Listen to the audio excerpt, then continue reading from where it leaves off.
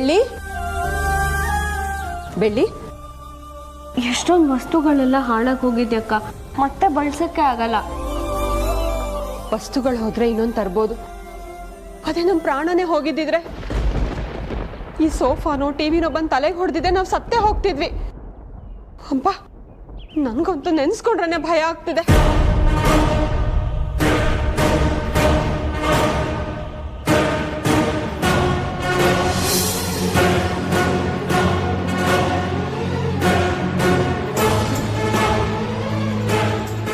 ಷಣ್ಮುಗಣ, ಈಗ ಹೇಗಿದ್ದೀರಾ? ಜಾಸ್ತಿ ಏಟಾಗಿಲ್ಲ ತಾನೆ? ಏನೂ ಆಗಿಲ್ಲ ತಂಗವ್ವ, ಚಿಕ್ಕ ಗಾಯ ಅಷ್ಟೇ. ನನ್ಗೋಸ್ಕರ ನೀವು ಎಷ್ಟೆಲ್ಲ ವ್ಯವಸ್ಥೆ ಮಾಡಿದ್ರಿ, ಆದ್ರೆ ಆ ಸಂಭ್ರಮ ಎಲ್ಲ ನಿಮ್ದು ನೋವು ಕಾರಣ ಆಗೋಯ್ತು. ಪರವಾಗಿಲ್ಲ ತಂಗವ್ವ, ಈ ಸಮಯದಲ್ಲಿ ನೀನು ಅಳಬಾರ್ದು, ಸುಮ್ಮನೆ ಇರು. ಮುತ್ತು, ಏನಾಗಿದೆ ಅಂತ ಡಾಕ್ಟರ್ ಏನು ಹೇಳಿದ್ರು? ಅಮ್ಮ, ಏನು ನಡೀತು ಅಂತ ಗೊತ್ತಾಗಲಿಲ್ಲ ನಿಜ, ಆದರೆ ಯಾರು ಮಾಡಿತು ಅಂತ ಗೊತ್ತಾಗಿದೆ. ಯಾರು ಮಾಡಿದ್ದು ಅಂತ ಗೊತ್ತಾಯ್ತಾ? ಯಾರು ಷಣ್ಮುಗಣ್ಣ? ಬೇರೆ ಯಾರೂ ಅಲ್ಲ, ಮಾಯ.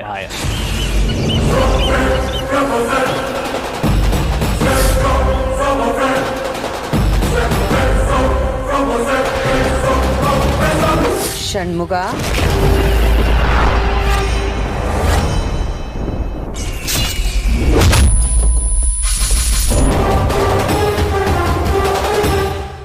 ಮಾಯಾನ 14ನೇ ದಿನದ ಕಾರ್ಯ ಆದ್ಮೇಲೆ ಅವಳು ಹೋದ್ಲಲ್ವಾ? ಅಮ್ಮ, 16ನೇ ದಿನದ ಕಾರ್ಯ ಆದಮೇಲೆ ಅವಳು ಮನೆ ಬಿಟ್ಟು ಹೋಗಿದ್ದಾಳೆ ಅನ್ನೋದಕ್ಕೆ ನಮ್ಮ ಹತ್ರ ಯಾವುದೇ ಸಾಕ್ಷಿ ಇಲ್ಲ. ನಾವೇ ಊಹೆ ಮಾಡ್ಕೊಂಡಿದ್ಲಿ ಅವಳು ಮನೆ ಬಿಟ್ಟು ಹೋಗಿದ್ದಾಳೆ ಅಂತ. ಅವಳಿ ಮನೆ ಬಿಟ್ಟು ಹೋಗಿಲ್ಲ, ಅವಳಿಲ್ಲೇ ಇದ್ದಾಳೆ. ಇಷ್ಟು ದಿನ ಸುಮ್ಮನೆ ಇದ್ದಳು, ಇವತ್ತ್ಯಾಕೆ ಇಷ್ಟೊಂದು ರಾದಂತ ಮಾಡಿದ್ಲು?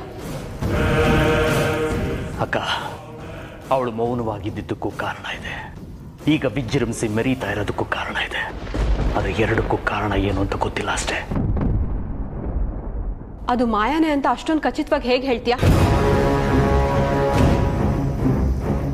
ಬಿರುಗಾಳಿ ಬಂದಂಗೆ, ಧೂಳಿಪಟ ಹಾದಂಗೆ ನಮ್ಮ ಮಲೆರಿರೋ ವಸ್ತು ಎಲ್ಲ ಹಾರಾರು ಹೋಯ್ತು. ಒಂದೊಂದು ವಸ್ತು ಒಬ್ಬೊಬ್ಬರ ಮೇಲೆ. ನೀವೆಲ್ಲ ಚಿಲ್ಲಾಪಿಲ್ಲಿ ಆದ್ರಿ, ನಾನಿಲ್ಲೇ ನಿಂತಿದ್ದೆ.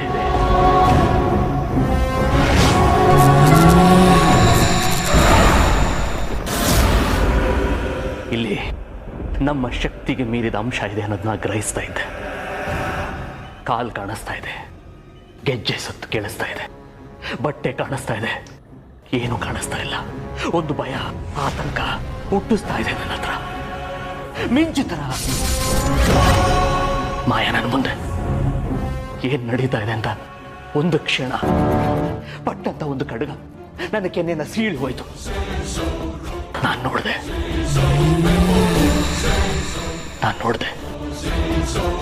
ಮಾಯನ್ ನೋಡಿದೆ, ಒಳ್ಳೆ ನೋಡಿದೆ.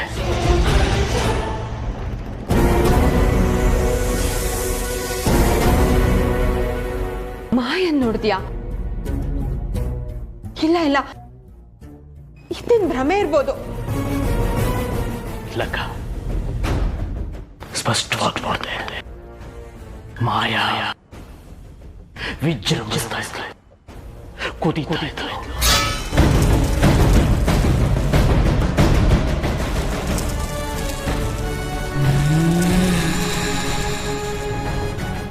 ಕಣ್ಣು ನೋಡಿದೆ ನಾನು.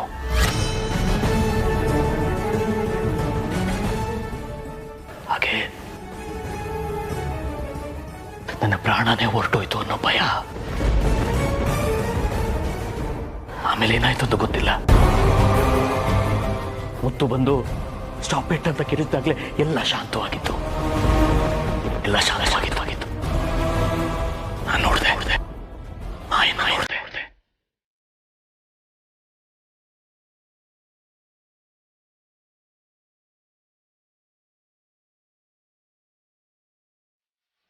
ಹಾಗಾದ್ರೆ ನಮ್ಮೇಲೆ ಸೇಡ್ ತೀರ್ಸ್ಕೊಳ್ಳೋಕೆ ಮಾಯ ವಾಪಸ್ ಬಂದ್ಬಿಟ್ಲಾ?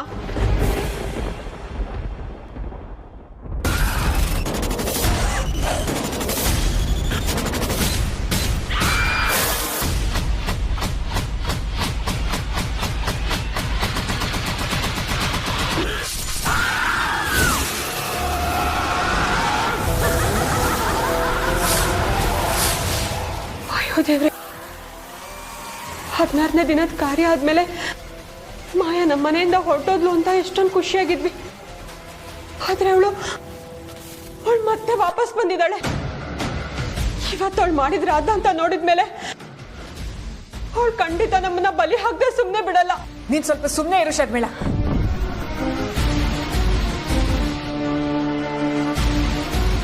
ಷಣ್ಮುಗ, ಇದು ಮಾಯಿಂದ ಕೆಲಸ ಅಂತೀಯಾ? ಅನುಮಾನನೇ ಇಲ್ಲಮ್ಮ, ಇದು ಮಾಯಿಂದೇ ಕೆಲಸ. ಅದನ್ನ ಸಾಬೀತು ಮಾಡಕ್ಕೆ ಒಂದು ಸಾಕ್ಷಿ ಮುತ್ತು.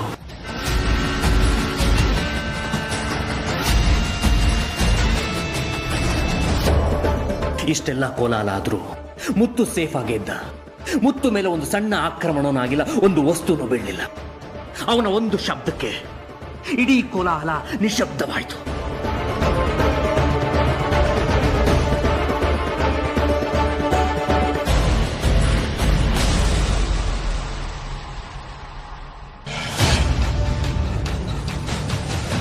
ಇದೇ ಬೇರೆ ಶಕ್ತಿ ಆಗಿದ್ರೆ, ಮಾಯಾ ಅಲ್ಲದೆ ಬೇರೆ ಶಕ್ತಿ ಆಗಿದ್ರೆ ಮುತ್ತು ಮೇಲೂ ಆಕ್ರಮಣ ಆಗಿರೋದು. ಆಗಿಲ್ಲ. ಕಾರಣ ಮಾಯಾ. ಯಾಕೆಂದ್ರೆ ಮಾಯಾ ಮುತ್ತುನ ಪ್ರೀತಿಸ್ತಾಳೆ. ಅವನ ಮೇಲೆ ಅಭಿಮಾನ ಇನ್ನೂ ಇದೆ. ಅದಕ್ಕೆ ಅವನು ಒಂದು ಮಾತಿಗೆ ಇಡೀ ಸುಂಟರ ಗಾಳಿನೇ ನಿಶಬ್ದವಾಗಿತ್ತು.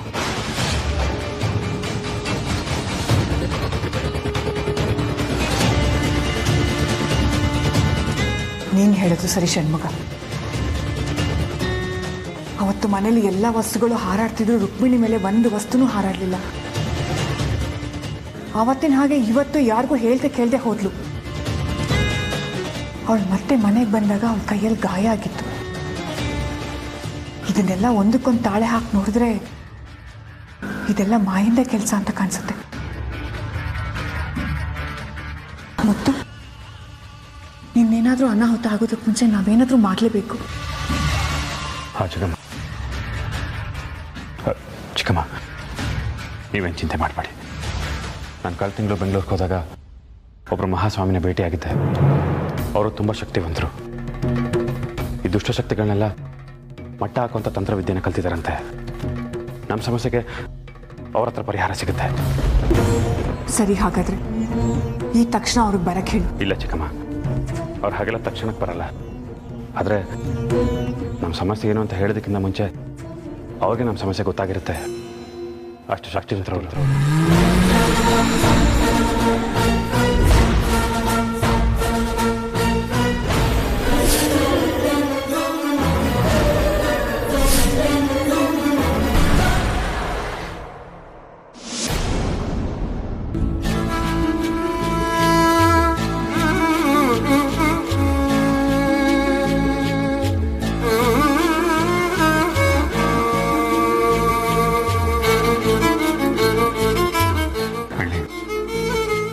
ಏನೇನು ಯೋಚನೆ ಮಾಡಬೇಡ.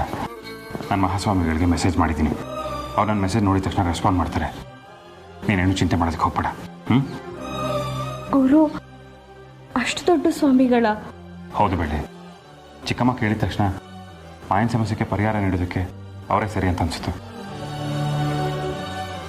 ಮನೇಲಿ ಎಲ್ಲರೂ ಎಷ್ಟು ಸಂತೋಷ ಸಂಭ್ರಮದಲ್ಲಿದ್ವಿ, ಎಲ್ಲರೂ ಎಷ್ಟು ಖುಷಿಯಾಗಿದ್ರು. ಆದರೆ ಇಂಥ ಒಂದು ಭಯಂಕರ ಘಟನೆ ನಡೆಯುತ್ತೆ ಅಂತ ನಾವು ಯಾರೂ ಅಂದ್ಕೊಂಡಿರ್ಲಿಲ್ಲ. ಮಾವ, ಪೂಜೆ ದಿನನೇ ಹೀಗಾಯ್ತಲ್ಲ, ಅದೇನು ಅಪಶಕುನ ಅಲ್ಲ ಅಲ್ವಾ? ನಮ್ಮ ಮಗುಗೇನೂ ಆಗಲ್ಲ ತಾನೆ? ಬೆಳಿ, ಆ ಥರ ಎಲ್ಲ ಏನೂ ಆಗಲ್ಲ. ಈ ಸಮಯದಲ್ಲಿ ನೀನು ಯಾವುದ್ರ ಬಗ್ಗೆ ನೀವು ಯೋಚನೆ ಮಾಡಬಾರ್ದು, ಚಿಂತೆ ಮಾಡಬಾರ್ದು. ಧೈರ್ಯವಾಗಿರು. ನಾನಿದ್ದೀನಲ್ವಾ, ನಿಂಗೆ ಏನಾಗೋದಕ್ಕೂ ನಾನು ಬಿಡಲ್ಲ. ಮಾವ, ನೀವು ಹೀಗೆ ನನ್ನ ಜೊತೆಲೇ ಇರಿ. ನನಗೆ ಯಾವ ಭಯನೂ ಆಗಲ್ಲ.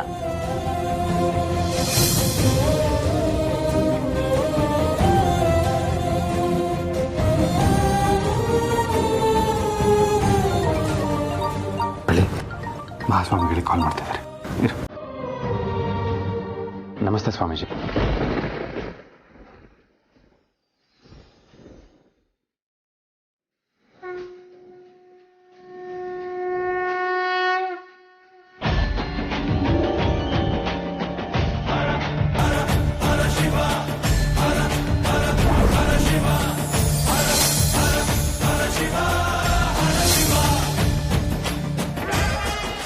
ಶುಭಂ. ನಿಮ್ಮ ಸಂದೇಶವನ್ನು ನೋಡಿದೆ. ನಿಮ್ಮ ಮನೆಯಲ್ಲಿ ಏನೆಲ್ಲ ನಡೀತು ಅನ್ನೋದನ್ನ ವಿವರವಾಗಿ ಹೇಳಿ. ಆಗಲಿ ಸ್ವಾಮಿ. ಅವಳು ನಮ್ಮ ಬಗ್ಗೆ ಇಷ್ಟು ಕೆಟ್ಟದಾಗಿ ಮಾತಾಡ್ತಾ ಇದ್ರು ನೀನು ನೋಡ್ತಾ ಸುಮ್ಮನೆ ನಿಂತಿದೀಯಲ್ಲ. ಅವಳ ಕುತ್ತಿಗೆ ಹಿಡಿದು ಅದು ತಪ್ಪು.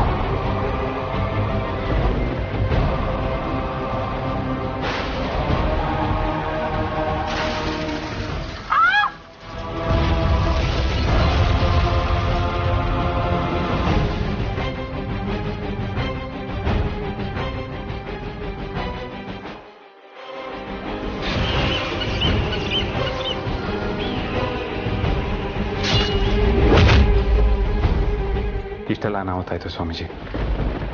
ನೀವೊಂದ್ಸಲ ಮನೆಗೆ ಬಂದರೆ ಚೆನ್ನಾಗಿರುತ್ತೆ. ಸದ್ಯಕ್ಕೆ ನಾನು ಅಲ್ಲಿ ಬರೋದಕ್ಕಾಗುವುದಿಲ್ಲ. ಯಾಕೆಂದ್ರೆ ನಾನು ಮಹಾಯಾಗದ ಸಂಕಲ್ಪ ಮಾಡಿದ್ದೀನಿ. ಇನ್ನೂ 3 ದಿವಸ ಆ ಕೆಲಸಗಳಿರುತ್ತೆ. ಅದನ್ನು ಬಿಟ್ಟು ಬರೋದಕ್ಕಾಗಲ್ಲ. ಹಾಗಾದ್ರೆ ಏನು ಮಾಡಿದ್ವಿ ಸ್ವಾಮೀಜಿ? ಮನೆಯಲ್ಲೆಲ್ಲ ತುಂಬ ಹೆದರಿದ್ದಾರೆ. ಯಾವ ಕ್ಷಣದಲ್ಲಿ ಏನಾಗುತ್ತೋ ಅನ್ನೋ ಆತಂಕದಲ್ಲಿ ಯಾರು ನಿದ್ದೆ ಕೂಡ ಮಾಡ್ತಿಲ್ಲ. ನಿಮ್ಮ ಸಮಸ್ಯೆ ತುಂಬಾ ಅಪಾಯಕಾರಿಯಾಗಿದೆ. ಒಂದು ಕೆಲಸ ಮಾಡಿ, ಮನೆಯವ್ರನ್ನೆಲ್ಲ ಕರ್ಕೊಂಡು ಇಲ್ಲಿಗೆ ಬನ್ನಿ. ಸರಿ ಸ್ವಾಮೀಜಿ, ಹಾಗೆ ಆಗಲಿ.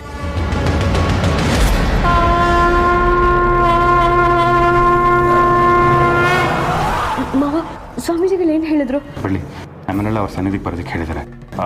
ಎಲ್ರಿಗೂ ಹೇಳ್ಬಿಡ್ತೀನಿ, ನೀನು ಬಾ.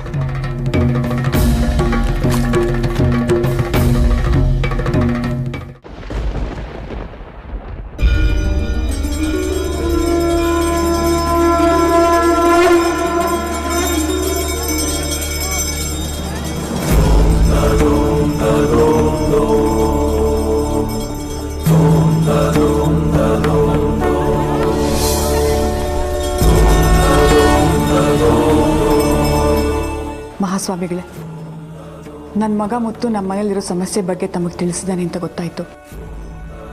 ಆ ಸಮಸ್ಯೆಗೆ ಪರಿಹಾರ ಏನು ಅಂತ ತಮ್ಮ ಹತ್ರ ಕೇಳೋದಕ್ಕೆ ಬನ್ರಿ.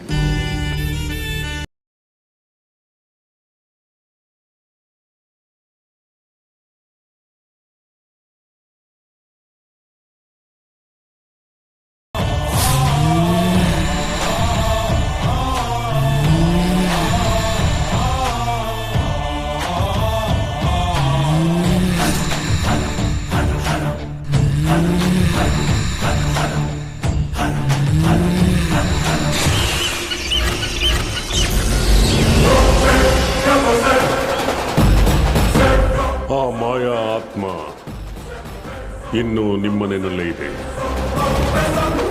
ಅದರಿಂದ ನಿಮ್ಮನೆಯಲ್ಲಿ ಯಾವುದಾದ್ರೂ ಸಾವು ಸಂಭವಿಸಿದೆಯಾ?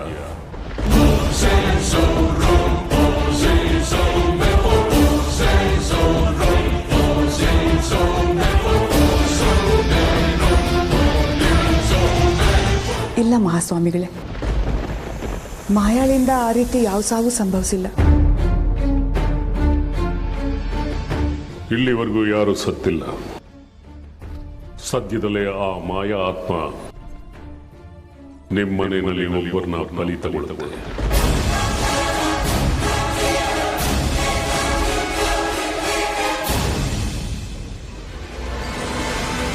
ಏನು ಹೇಳ್ತಿದ್ರೆ ಸ್ವಾಮಿ? ಹೌದು, ನಿಮ್ಮನೆ ಸದಸ್ಯರೊಬ್ಬರು ಮಾಯಾ ಆತ್ಮದಿಂದ ಪ್ರಾಣ ಕಳ್ಕೊಳ್ಳೋದು ನಿಶ್ಚಿತ.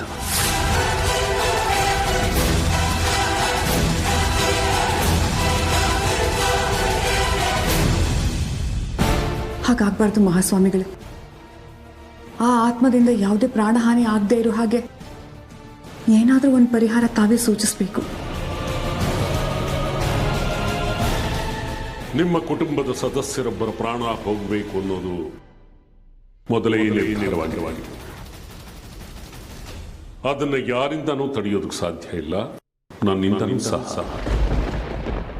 ಆ ಆತ್ಮದಿಂದ ಮುಂದೆ ಆಗುವಂತಹ ತೊಂದರೆಗಳಿಂದ ನಿಮ್ಮನ್ನು ನಾನು ಕಾಪಾಡಬಹುದು.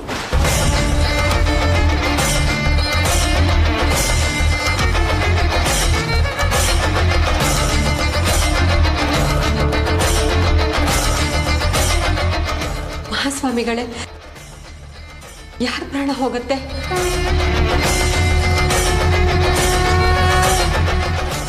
ಅದನ್ನ ಹೇಳೋದಕ್ಕಾಗೋದಿಲ್ಲ. ಅದು ದೈವ ರಹಸ್ಯ. ವಿಧಿಲಿಖಿತನ ಮುಂಚೆ ಹೇಳಬಾರದು. ಆದರೆ ಆತ್ಮದಿಂದ ಮುಂದೆ ಆಗುವ ತೊಂದರೆಗಳನ್ನು ತಪ್ಪಿಸ್ಬೇಕು ಅನ್ನೋದಾದ್ರೆ ನಾನು ಹೇಳಿದ್ದನ್ನ ಚಾಚು ತಪ್ಪದೆ ಕೇಳ್ಕೋಬೇಕು. ಸ್ವಾಮಿ, ನೀವು ಹೇಳ್ದಾಗೆ ಮಾಡ್ತೀವಿ. ಏನ್ ಮಾಡ್ಬೇಕು ಅಂತ ಹೇಳಿ.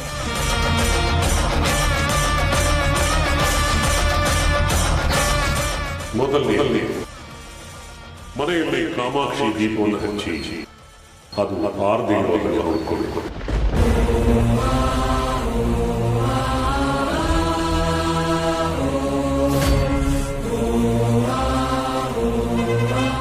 ಎರಡನೆಯದು,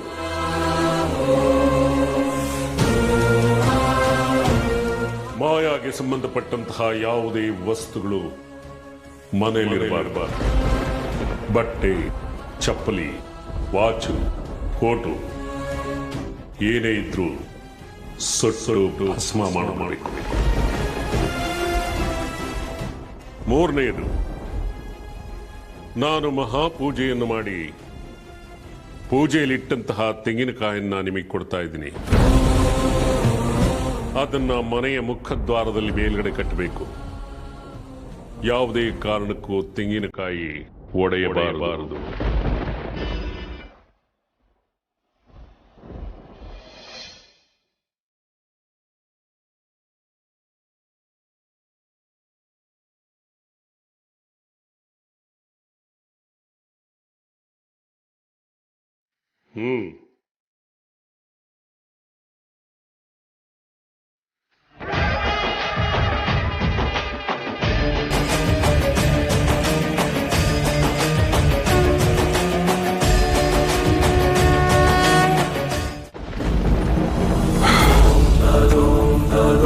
ಇದರ ಜೊತೆಗೆ ಮನೆ ಸುತ್ತ ಅರಿಶಿಣದ ನೀರನ್ನು ಚೆಲ್ಲುತ್ತಾ ಬನ್ನಿ. ನಾನು ಹೇಳಿದ್ದಿಷ್ಟನ್ನು ಮಾಡ್ತಾ ಬಂದ್ರೆ ಮುಂದೆ ಆತ್ಮದಿಂದ ನಿಮಗಾಗುವಂತಹ ತೊಂದರೆಗಳನ್ನು ತಪ್ಪಿಸ್ಕೋಬಹುದು.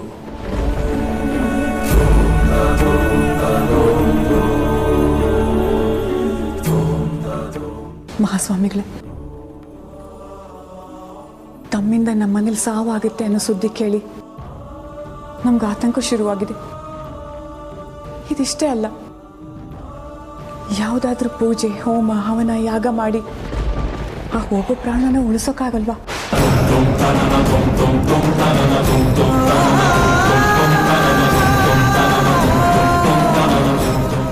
ಇಲ್ಲ ತಾಯಿ, ಇದು ನಡೆಯೋದು ಶತಸಿದ್ಧ. ಇನ್ನು 2 ದಿವಸಗಳಲ್ಲಿ ನಿಮ್ಮ ಮನೆಯಲ್ಲಿ ಒಂದು ಜೀವ ಹೋಗುತ್ತೆ.